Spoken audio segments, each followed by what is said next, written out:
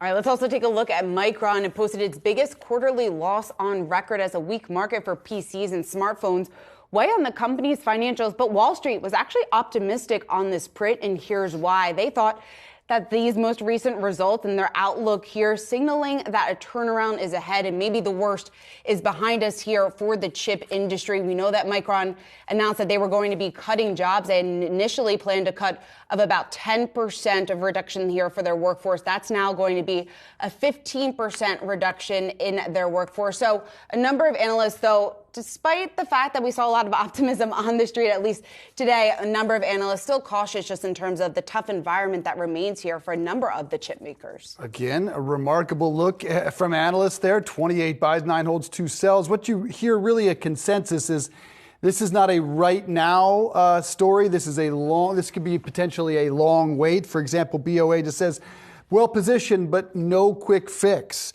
And JP Morgan says there is potentially a light at the end of the tunnel. So this is probably not a next month, the next 2 months, next quarter story, but probably the next fiscal year at some point, that turnaround. And in part, look, you measure it by the leader in the space, which is NVIDIA, up 87% year to date. So it pales by comparison, but certainly some upside if you're willing to wait, if you're willing to be patient, at least according to the analysts. And eventually, we've talked about the CHIPS Act for quite some time, but the money has not begun to actually flow. We talked about it many months ago. They have not delivered the cash yet, and they do stand to be a big beneficiary from the CHIPS Act eventually.